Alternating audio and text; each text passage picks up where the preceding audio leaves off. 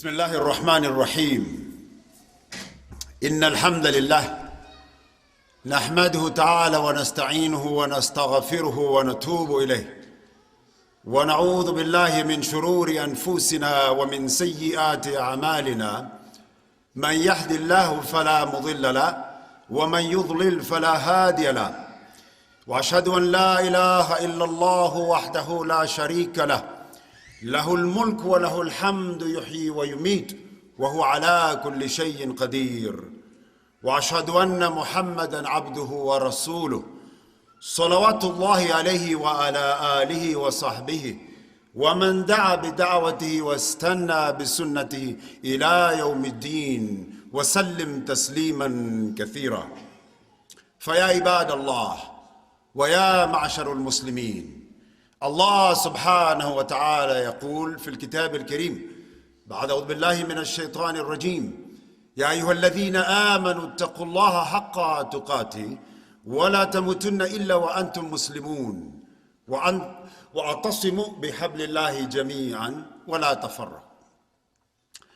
I start in the name of God, Allah, to whom all praise is worthy. And I bear witness that there is none worthy of worship except this one God that we refer to by the name of Allah. And I also bear witness that Muhammad is a messenger and a servant of Allah subhanahu wa ta'ala. The one who is guided by Allah is guided aright. And the one who has been left to go astray has no other guidance except the guidance of God. The human being, the human race, we are beings that like to move around. We like to explore. We like to go to new places and new lands. And wherever people have gone, they have tried to leave their mark behind. They have tried to leave a legacy of some type. So the human being by nature is a very curious being. And this curiosity of the human being took the human being far across the globe, across the oceans, to all parts of the globe. And as you talk to Muslims and other North Americans, whether it is in the United States and Canada, on the legacy and the history of Muslims in this continent, hardly anyone seems to know enough of the legacy of Islam in this country. But we know from historical narratives, books that have been written, other forms of literature, the oral tradition as well, and many other pieces of archaeology and anthropology, that over a period of 7 centuries, Muslims have tried to pave a way for this country. It's a story that we need to share between ourselves and others, whether they be Muslim or not. How Muslims have also been a part of the fabric of this country. How they've helped to build this country from the scratch. Today's American Muslims who came in the last 30, 40 years, the more recent immigrants, and the first generation and the second generation Muslims, these are not the ones who have been here or who came here first. Since the 12th century, and more so in the 16th through the 18th century, millions of Muslims were brought against their own free will. Books that have been written by scholars now say that during that time period, during the very ugly period of the slave trade, over 30% of those that crossed the ocean to come into this country were West African Muslims. And before the slave trade, which also brought millions of Africans, thousands as we know, during the slave trade, but before that, there was also other Muslims who also came to this land. So today we're going to look at the pre-Columbian time, with the evidence that is there, and a little bit about some of the Africans and the influence of the West African literate society here in the United States. Many of these we know were robbed of their names. Their religion was taken away from them. Their language and identity, and a new identity was given to them. Once a free people, they were now made into slaves to work in plantations. They are suffering during ocean voyages on the Caribbean islands, such as the Garifuna people that we keep on reading about. And upon arrival on the mainland, this is all well known to historians.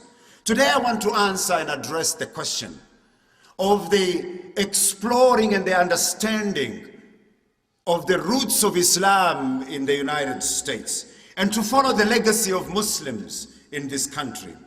We know several factors contributed to the success of explorers who came to this country from West Africa and from other parts of the Muslim world.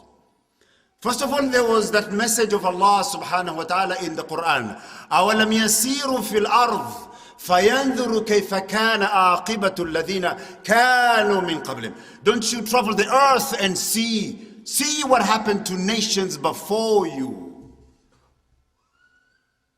So Allah subhanahu wa ta'ala is inviting us to travel the earth, to see what happened to nations before us. And then there is the call of our beloved Prophet, alayhi salatu wasalam, to whom be peace. When in his last sermon, he charged the Sahaba, radiallahu anhum ajma'in, and by extension all of us, to take this message to the rest of the humanity. And the Sahaba understood this call. They left the Hijaz, and we are told after the death of the Prophet, to whom be peace, his followers, the majority of them, had left the region of Mecca and Medina, and with them went the Islam to different parts of the Muslim world.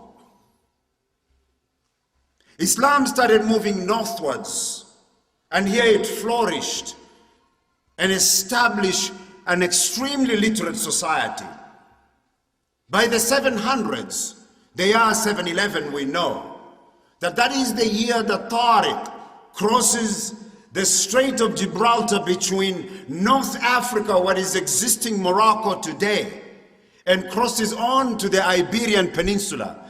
And that would start now a literate culture that extended over a period of 700 years in the Iberian Peninsula. What we know now is Al-Andalus. But before Al-Andalus, before Muslim Spain, they also went into other parts of Africa, Muslims. They went to East Africa, as they did to Northern Africa. And eventually they reached the Sub-Saharan Africa. There we know of the centers of learning that flourished. The famous desert libraries of Africa, if you haven't heard of them, that have thousands of manuscripts still existing. The desert libraries of Mali in West Africa. So during this development of the golden years of Islam, where literacy took off, Muslims were also inventors, because that progress in knowledge meant progress in different disciplines of life, one of which was discovery and invention. And so we know of the astrolabe. The astrolabe, this instrument that is very ancient astronomical computer for solving problems related to time and position, the position of the sun and the stars in the sky. And the astrolabe was heavily used by the Muslim world. And by the year 800, it was introduced into Europe, and it continued to be used in Europe before it was improved for 400 years. Go to the Museum of Islamic Culture in Sharjah, United Arab Emirates. Don't just go shopping in Dubai. Don't just go shopping. Go to the museum in Sharjah, where artifacts like those have been collected by the ruler of Sharjah. In the museum, a large museum that has preserved these artifacts from across the world, where Muslims clearly will see the astrolabe and its variations that Muslims used. So this allowed Muslims to be explorers. They were also merchants at the same time. They were scholars of knowledge, because if you look at the night sky, and if you look at the names of stars today, you will see that all the ancient names that have been preserved until today, over 90% of these names have an Arabic root to them. Look at the constellations and you will see this, the names of the stars. So they started to map the night sky. They started correcting the position of the sun and the moon tables. Together with that, they were masters of geography. So those who questioned that Muslims were unable to do this, they were unable to explore the world, they were masters of geography. In the year 1138, Roger II, king of Sicily, called upon a distinguished Muslim geographer, scholar of his time, from North Africa, who created the first and the most accurate scientific map of the known world at that time. This was the geographer Al-Idrisi. In preparing his work, we are told that he recruited 12 other geographers, 10 of whom were Muslims. And he wrote a book known as Kitab al-Rujari, Al-Kitab al-Rujari, the Book of Rogers. And it is a collection of maps. So we know Muslims were master geographers of their time.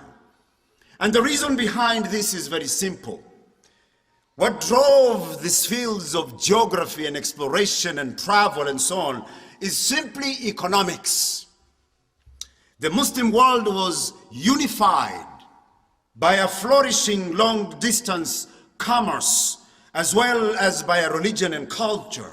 Muslim merchant pilgrims, as they made their journey to Mecca, where every Muslim is supposed to go once in a lifetime, they also created what is known as road books. These were not just maps. They were maps mixed with information about cities, states, and states.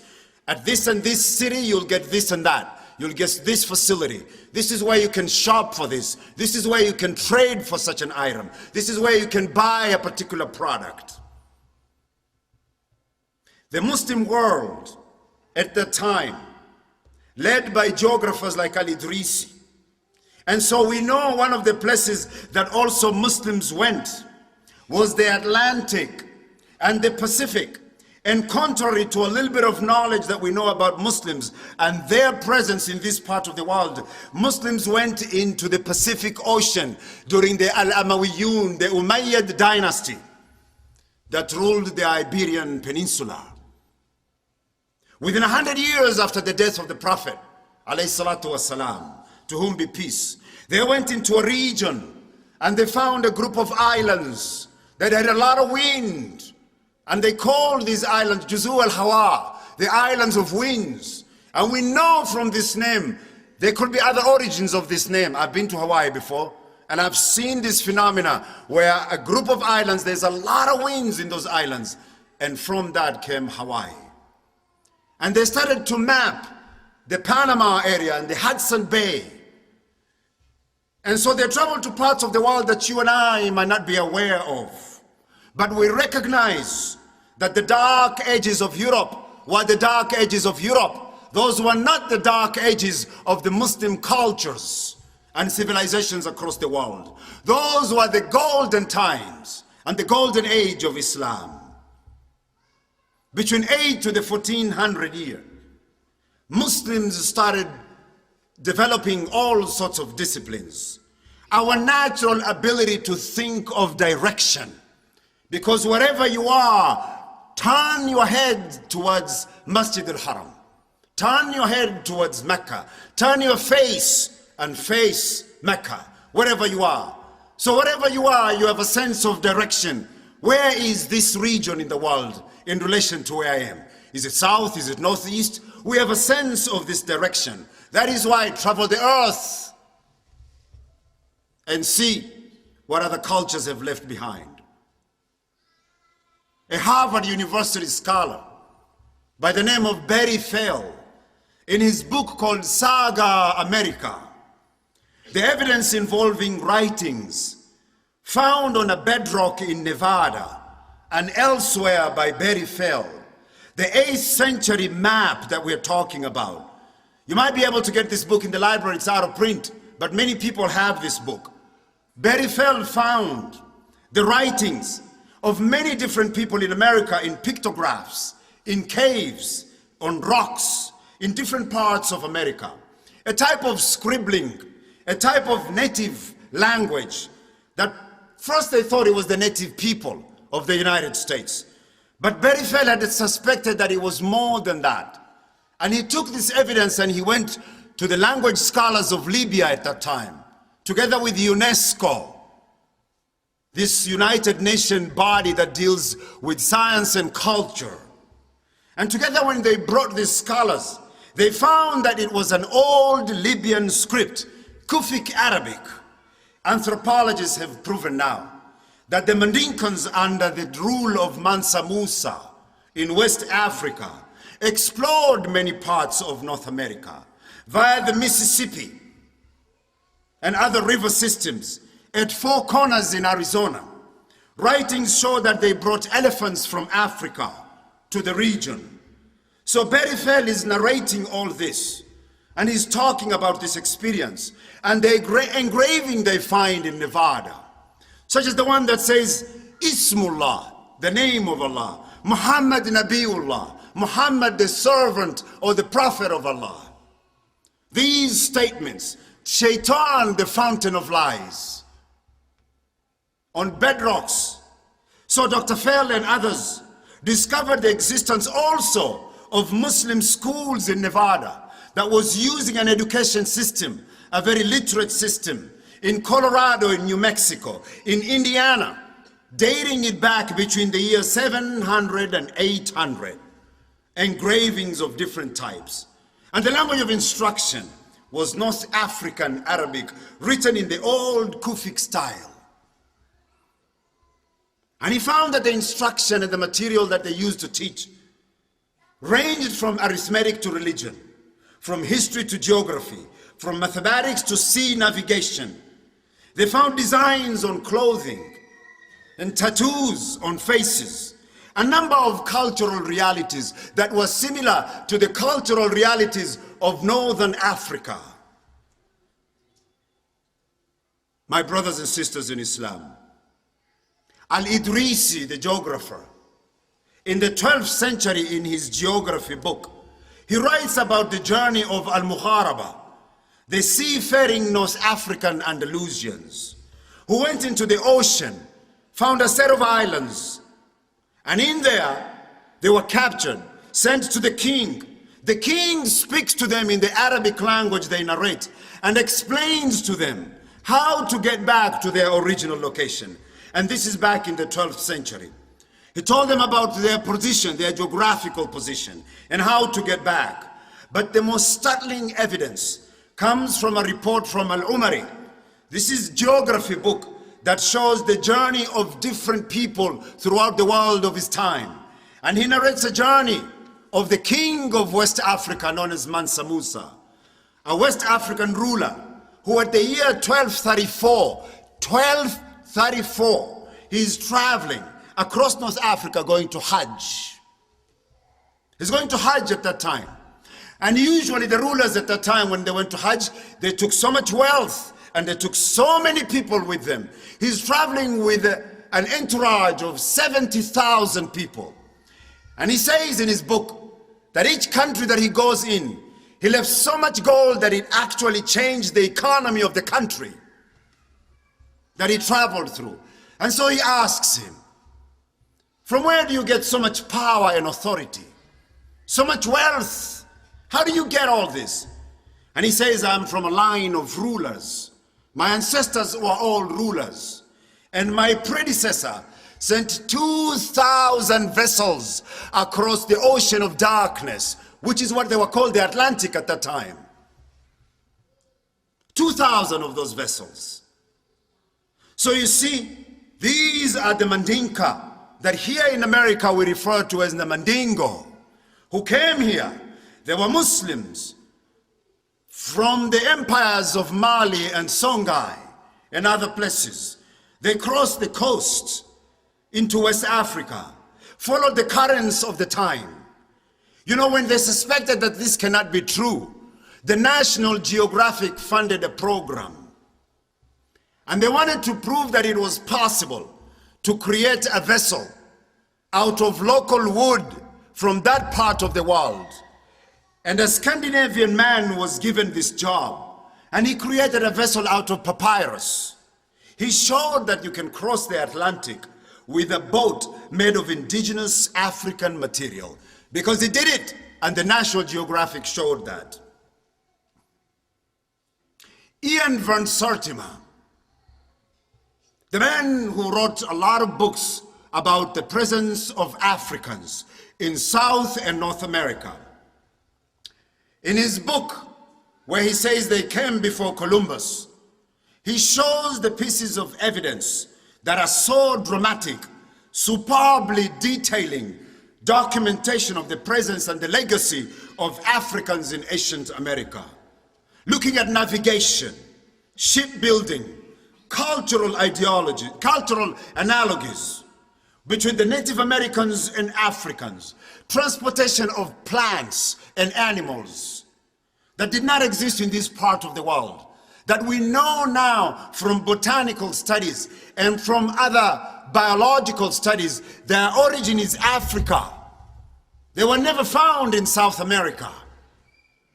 So he documents all this, and he builds a pyramid of evidence to support the claim of African presence in the New World before Columbus. So the Mandinka Muslims went across, and their writings were found on the Amazon, talking about their journeys, how they went along the Amazon into Central America and the southwest of the United States.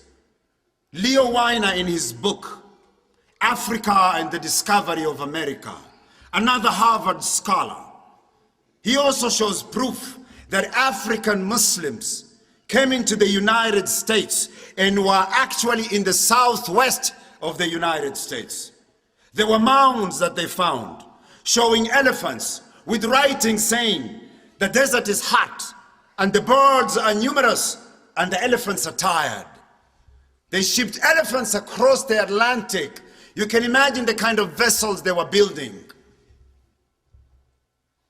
The early Muslims, long before Columbus, who went up the Mississippi, and they made contact with the native people, and they came in contact with the Iroquois, the Algonquin, and they mixed with the inhabitants of that part of the world. About 12 years ago, a man by the name of Mahir Abdul Razak, who is a Cherokee Blackfoot, American Indian, but also a Muslim, wrote for a publication known as The Message. And he says, there are Muslims in our group. For the most part, not many people are aware of the Native American contact with Islam, which began over 1,000 years ago. Some of those Muslim travelers who visited us ended up living with our people.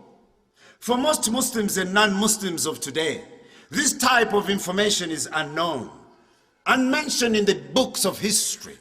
Remember that history has always been written in the words of the conqueror, and so correct narratives need to come out to give people their rightful dues in history, their rightful achievements in history.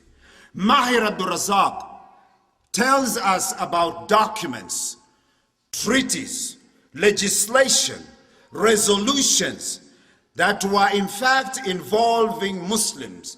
Treaties such as the Peace and the Friendship Treaty, signed on the Delaware River in 1787, bearing the signature of Abdul Haq and Muhammad ibn Abdullah. These were the names of the Indians, of the chiefs of that time.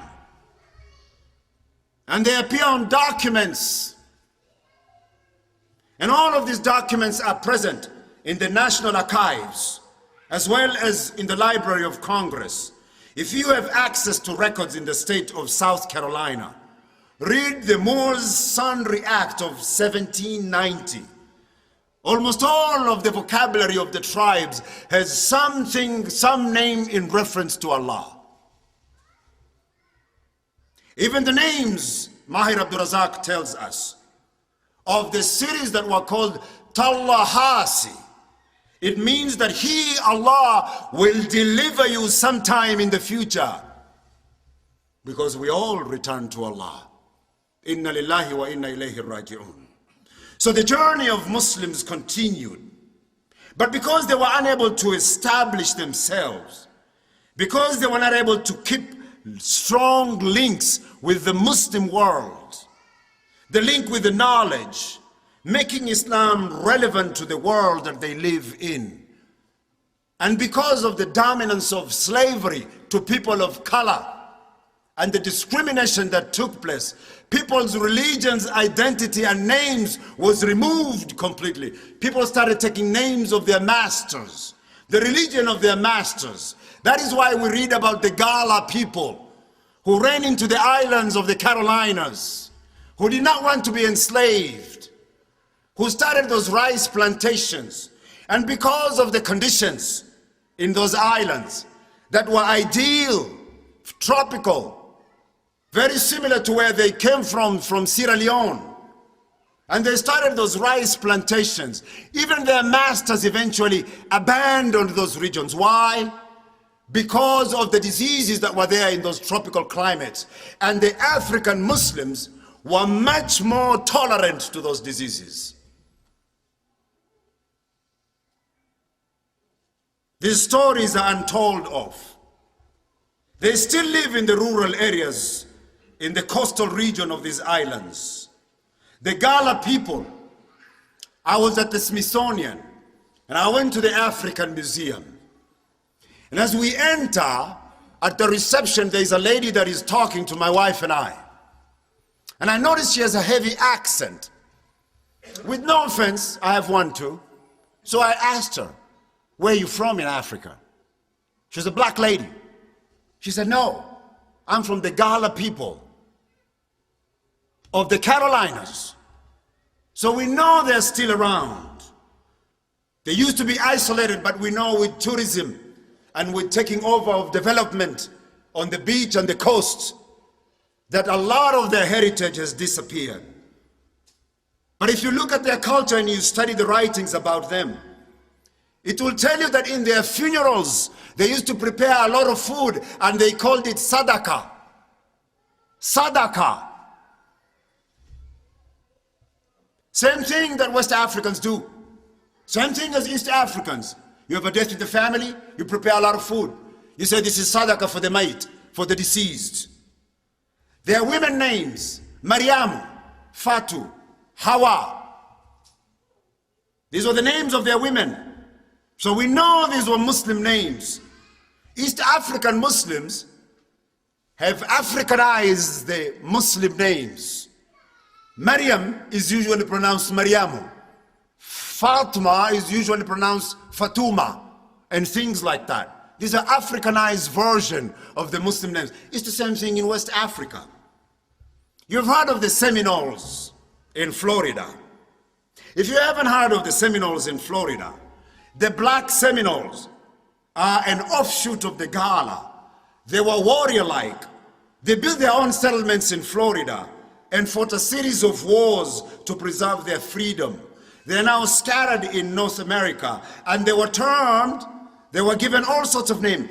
Indian Negroes, Seminole Negroes. They were an offshoot of the Gullah. One of their warriors and their leader was called Ibrahim. So on the Yale website, Yale University, you can Google search it. You'll find this information. Historians are saying 18th century Florida, in many ways, is an African frontier. The Gullah runaway who became the Seminoles are the only people who were capable of taming the wilderness at that time. Why? They possess knowledge about tropical agriculture, about a way of life that is similar to where they were from in Africa, and that resistance, one more, to tropical diseases. So Muslim and Islam is not foreign to this land. It's not foreign at all. It is as much a part of America as the Judeo-Christian faith. Muslims came during the time of the Columbus, and in the second part of this khutbah, where we will talk about this 2 weeks from now, we will talk about those Muslims known as the Moriscos of Spain. Because during the Inquisition, Muslims had to take an identity, and Jewish people had to take an identity to run away from the persecution at that time. The Catholic Inquisition. And Muslims called themselves Moriscos, and the Jews called themselves Morenos of Spain. These were the people who sailed with the Spaniards who came to the Americas. The influence of literacy in Africa and its influence to the Americas is huge. The desert libraries of Africa is a rich heritage, a forgotten heritage. There's an international museum of Muslim culture in Jackson, Mississippi. Yes, Jackson, Mississippi. If you ever travel through Jackson, Mississippi, go to this museum, as small as it is. There's a collection of information and displays there about the influence of West Africans in literacy in this part of the world. Wherever they went, Muslims, somehow they ended up leaving their mark and their legacy. In some cases it was removed. In other cases it was beyond removal. And the evidence speaks for itself. أقول ما تسمعون واستغفر الله لي ولكم فيستغفروه غفور رحيم. الحمد لله رب العالمين واحد الأحد الفرد الصمد الذي لم يلد ولم يولد ولم يكن له كفوا أحد والصلاة والسلام على رسول الله وعلى آله الطيبين الطاهرين ومن والاه. My fellow Muslims, we are in the month that is commonly identified in the United States as the Black History Month. It is important that we narrate the story of African scholars that came to this country and the literate people who came willingly or unwillingly, and to show that this country, a lot of Muslims paved the way for it. The millions of Muslims who came. Know that this is part of our legacy, and so it is a legacy that we're proud of as well. So inshallah you will take the interest of learning and exploring this subject further and educating others who may want information about the truth of the matter.